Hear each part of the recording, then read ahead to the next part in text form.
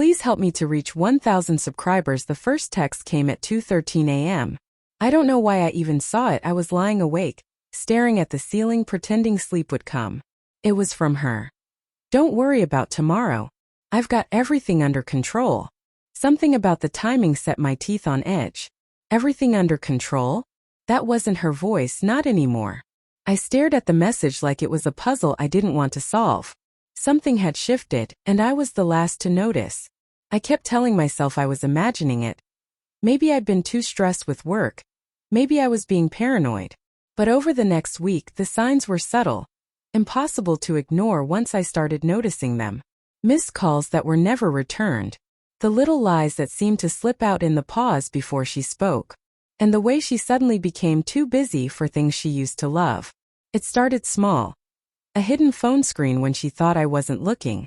A soft laugh at a text she quickly hid. And me the fool, making excuses for her, convincing myself it was all in my head. But deep down, a cold knot of suspicion had formed. I remember the night I decided to stop pretending. I drove home with the envelope in my lap. The divorce papers I drafted weeks ago, waiting for the right moment. And I chose that night, knowing it was the worst possible timing, her birthday.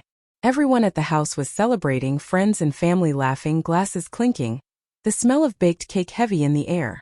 I walked in holding the truth in my hands, smiling like nothing was wrong, like a man who had been blindsided by love and loss at once. She saw me, and her smile faltered. "Hey," she said cautiously, like she knew what was coming but hoped I wouldn't follow through. "I'm sorry," I said, voice low, almost a whisper. And I handed her the envelope. At first she laughed, a nervous, hollow laugh. Divorce papers? Really? On my birthday? There was that old charm, the one I'd once loved. The one that made me question everything even as it shattered me. "I picked the worst time on purpose," I said. "Maybe then you'd see what you've been doing. Maybe then I'd see the truth myself." Her face went pale, the laughter gone. That's when the phone fell from her hand, face up on the carpet. A text thread I wasn't supposed to see blinked at me. Messages from someone else, someone I didn't know I was competing with. Her words, casual and intimate, the kind reserved for secrets. My stomach dropped, bile rising, and suddenly the room felt smaller, suffocating. I didn't mean for you to find out like this," she stammered, eyes wide, tears brimming. I felt a bitter twist of anger and heartbreak, but also a strange clarity. I wasn't crazy. I hadn't imagined the late nights, the strange silences, the way she looked at her phone like it was more important than me. "I trusted you," I said, voice breaking. "And this, all of this?" My hands shook. "This is your idea of love?" She looked away. Guilt pressed into her features, and I realized the depth of my own despair. Memories replayed in my head, every laugh, every touch that had once felt real now tinged with doubt. Had any of it been true? Or had I been living with a stranger who knew exactly how to look like my wife while breaking me piece by piece? We didn't yell. There were no dramatic confrontations. Just the quiet, unbearable weight of betrayal and the small, unbearable cruelty of knowing that love could coexist with lies. I wanted to scream, to shake her, to demand answers. But all I could do was breathe and let the truth settle, heavy and immovable. "I'm sorry," she whispered again, but it sounded hollow this time, even to her own ears. "I never wanted it to get this far." I nodded, though nothing felt resolved. I walked out that night, leaving the birthday celebration, the laughter, and her stunned silence behind.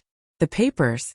They were filed weeks later, but that night, the raw, suffocating reality of betrayal would stay with me. It hurt, yes, but it also freed me. Because for the first time in months, maybe years, I was seeing the world clearly.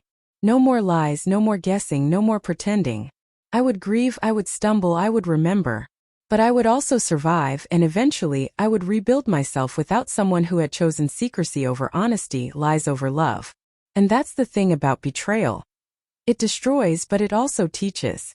I learned that love is not about holding on to someone who slips through your fingers.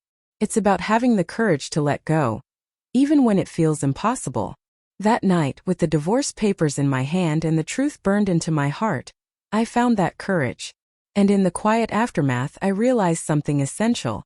I could not control her choices, but I could reclaim my own. And that was the first step toward healing.